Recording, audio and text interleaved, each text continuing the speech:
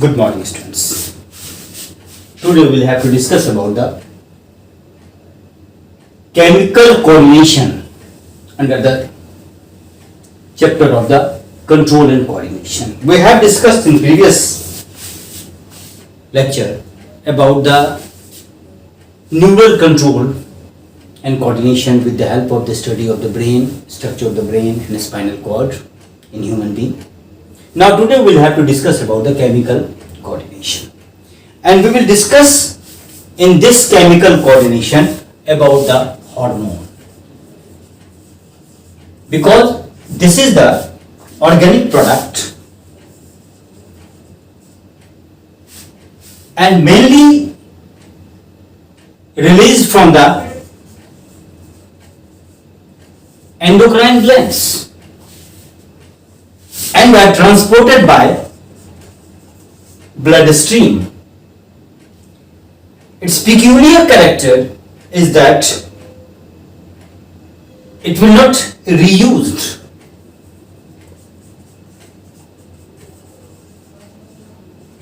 Not reused, because when they perform their function, they become destroyed. And the hormone will be utilized by our body in very minute quantity.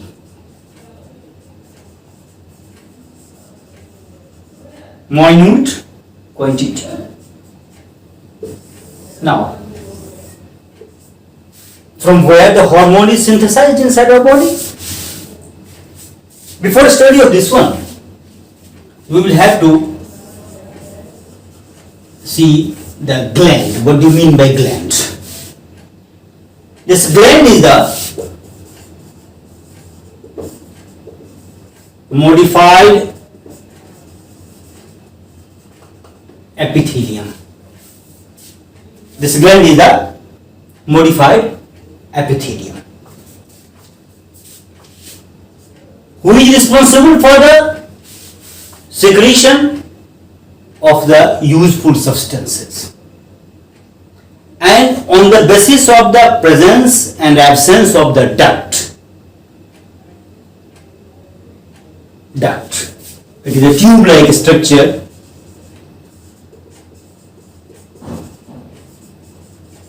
which carry product of gland from there to the target organ. Suppose this one is the gland and this is the target organ, and if their product is carried with the help of the tube, then here we will see that it is duct, and the gland which has duct is called exocrine gland.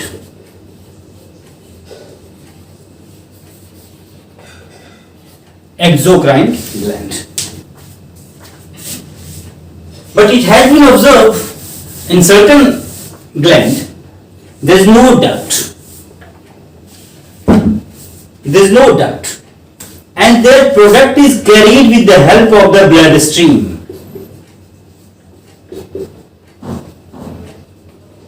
It means this gland pour their product into the blood stream, and the blood stream carry that product up to the target organ, and this type of gland is called endocrine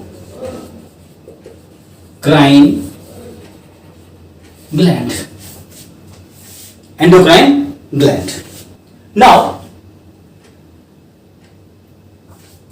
this is the question that how this particular organ, target organ, know that this chemical is present in the blood, because blood will carry that particular chemical to the several organ,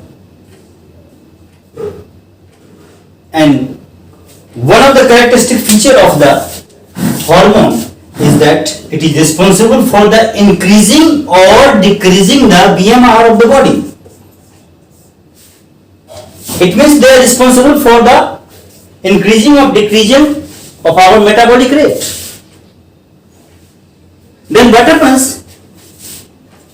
Suppose this hormone will be received by some organ which is not need for the acceleration, and they will be accelerated. Then what happens? The body desire will not be fulfilled.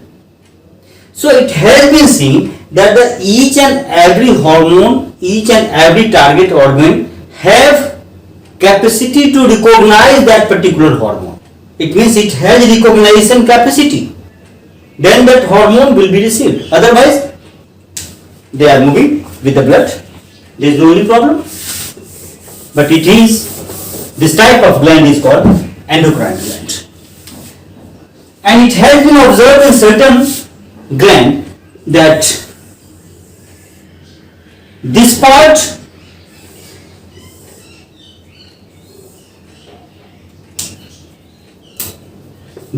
of the, suppose this one is the gland, and this part of the gland have no duct.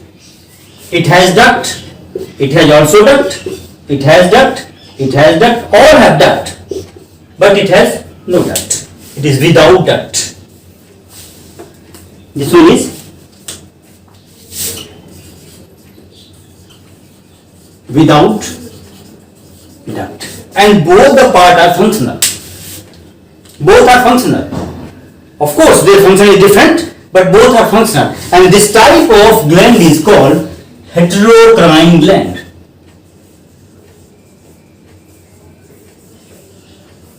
Heterocrine gland. We will discuss all these glands in brief.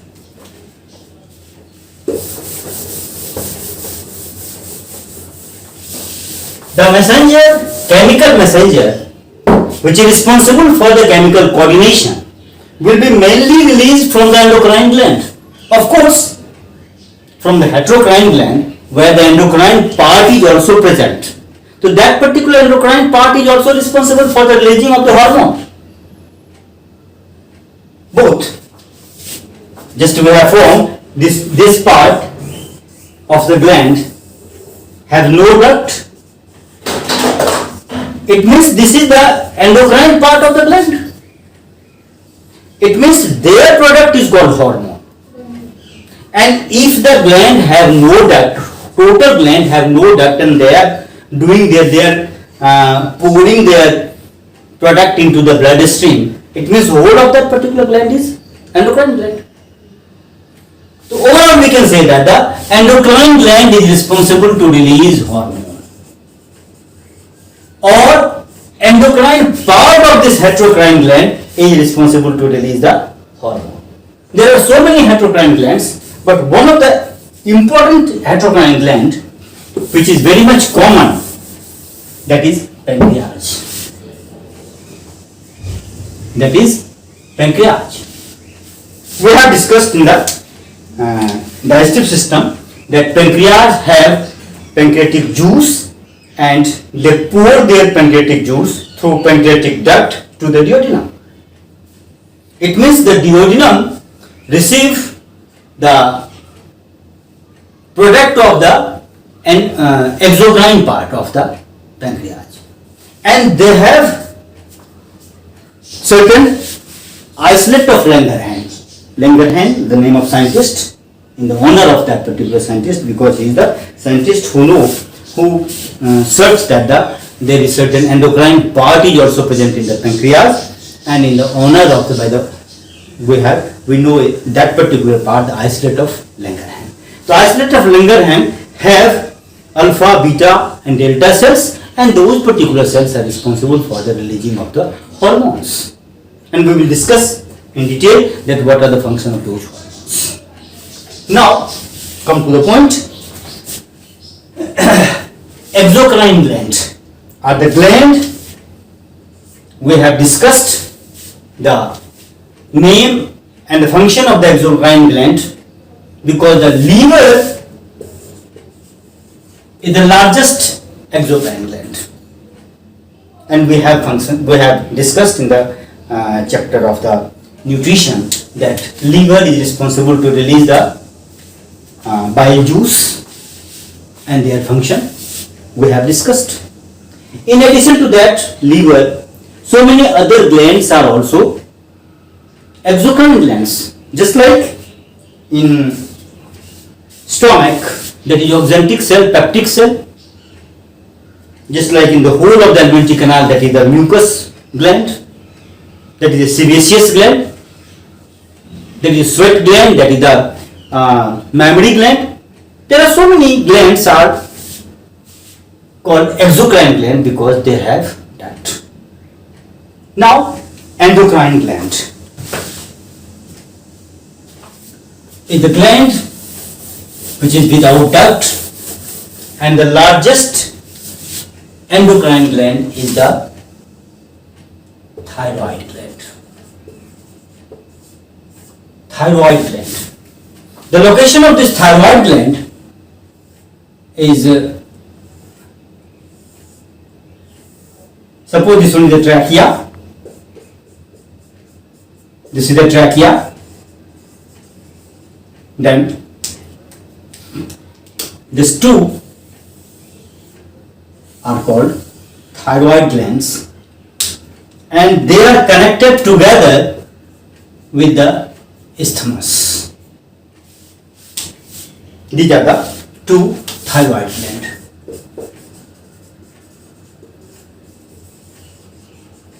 Thyroid gland. It has been observed that four pea-like structures are present in this particular thyroid gland, and that is called parathyroid. Parathyroid. If you cut the section of the thyroid gland, then you will observe that certain follicular structures are present inside it, and this is responsible for the formation of the thyroxine.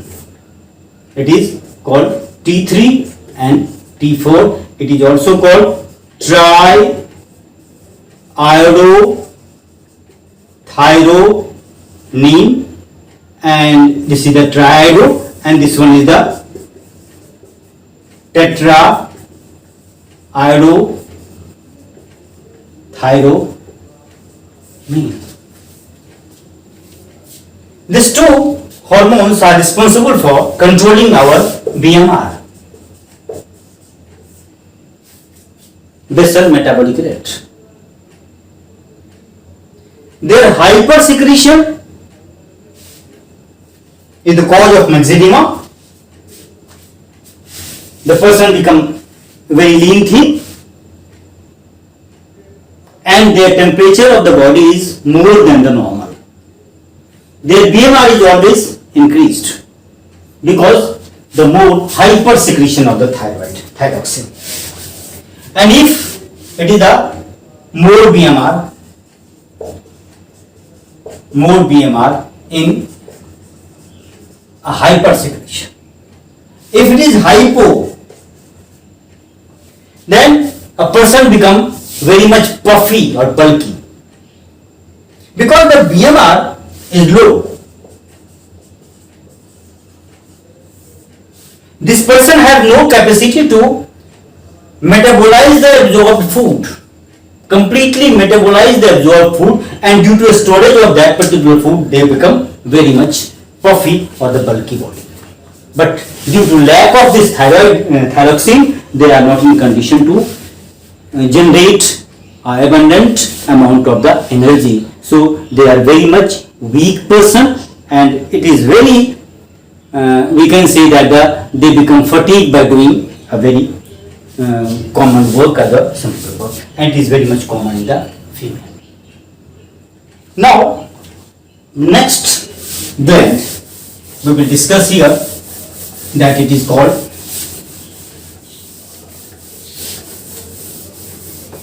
adrenal gland. Adrenal gland.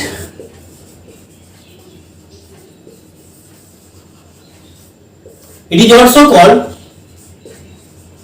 suprarenal gland, and it has been observed that a kidney,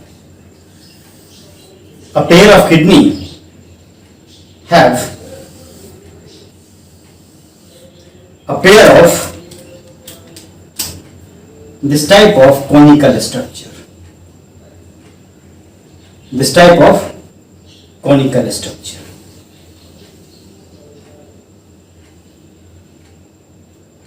And this two conical structure is called suprarenal gland. It is also called emergency gland. We will discuss that why it is called emergency gland. If you cut a section of this particular, it is called suprarenal. Why? Because it is this renal means kidney. Because it is above the kidney, so it is called suprarenal. And if you cut a LS of this particular, then you can observe that it has two parts. One is the adrenal cortex and another is the adrenal medulla. One is called cortex and another is called medulla. The hormones released from the cortex part of the adrenal gland is called corticoids. Is called corticoids, and this corticoids is of three types. One that is called mineralocorticoid, another that is called glucocorticoid, and third one is called saxocorticoids. This name indicates that what are the functions of this particular corticoids. Mineralocorticoids, it means this particular hormone is responsible to maintain the sodium and potassium, mainly sodium and potassium ion concentration inside our blood plasma. It means they are responsible for the maintaining the mineral contents of the plasma, of the blood plasma or the body fluid. Glucocorticoids, they are responsible for increasing the metabolism of the carbohydrate, protein or fat. It means this particular is also responsible for the production of the energy. And saxocorticoids is generally responsible for the formation of the secondary sex characters. So these are the functions of this mineralocorticoid, glucocorticoid and saxocorticoids. Now these are the product of the cortex. The medullary part of this particular endocrine gland, which is called suprarenal gland, is the emergency gland. It is also called emergency gland because it will release adrenaline and noradrenaline. These are the two hormones and both are antagonistic functioning and are mainly released at the time of emergency, like stress, like hurry, like joy. There are so many. It means when the BMR is very high, when suppose we have got a very good information and that will go win the race, then what happens? Our BMR become increased. And on that time, this particular adrenaline and noradrenaline is responsible for the maintaining our BMR. If the BMR is increased and that will be still increased, then what happens? It may be the production of the more energy and it may be the collapse of the heart and others. So on that time, the another hormone which controls that particular BMR. So it is called emergency hormone. We will discuss later on the other endocrine glands in next lecture, and today we are going to stop this particular class. Having nice day.